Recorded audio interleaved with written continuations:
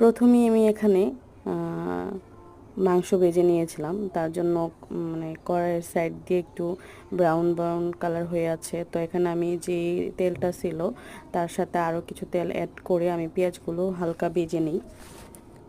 আর মাংসগুলো আমি আগে ভেজে নিয়েছিলাম, দেখতেই পাচ্ছেন। আর পেঁয়াজগুলো ভেজে তারপর আমি এখানে এলাচ, দারচিনি, তারপর লবঙ্গ, তারপরে গোলমরিচ, কালো এলাচ, তারপর আরও আনুষঙ্গিক মশলা, তেজপাতা, শুকনো একটি লঙ্কা দিয়ে দিই।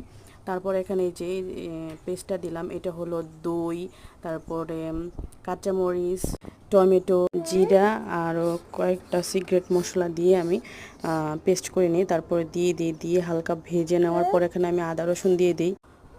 দেওয়ার পরে তারপর আমি এই মশলাটা আরও একটু ভালো করে ভেজে নিই।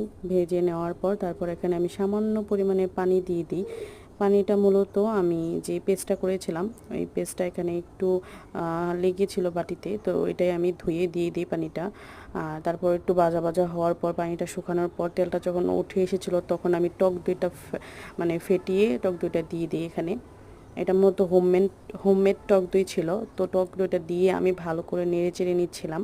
তো নেড়ে চেড়ে নিয়ে এখানে আমি চিকেনের একটি মশলা দিয়ে দিই 1.5 চামচের মতো।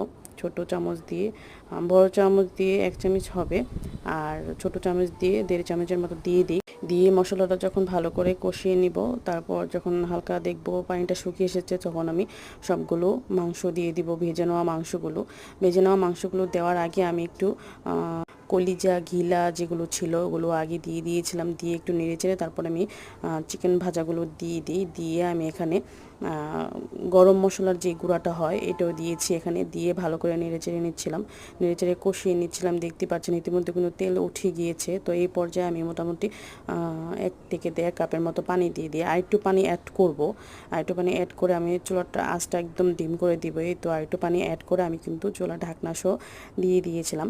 তো ঢাকনা ওঠানোর পর এই তো বলক চলে আসছে। তো কিছুক্ষণ রেখে দিব এরকম ডিম করে। তো যখন এরকম তৈরি হয়ে যায় তখন আমি চুলাটা অফ করে দিব। আর এখানে আমি কাঁচা লঙ্কা দিয়েছিলাম 4-5টি। আমি যেহেতু একটু ঝাল পছন্দ করি, আর আমার যেহেতু বেবি আছে ওরা ঝাল খেতে পারে না, তো তার জন্য আমার জন্য আলাদা আমি কাঁচা লঙ্কা দিয়ে দিই। তো এই তো দেখেই মনে হচ্ছে অনেক মজা হবে। তবে কমেন্ট করে জানাবেন এরকম কার কার সাদা সাদা মানে খেতে ভালো লাগে। আমার তো অনেক ভালো লাগে। তো আজকে এই পর্যন্ত, সবাই ভালো থাকবেন, সুস্থ থাকবেন। আল্লাহ হাফেজ।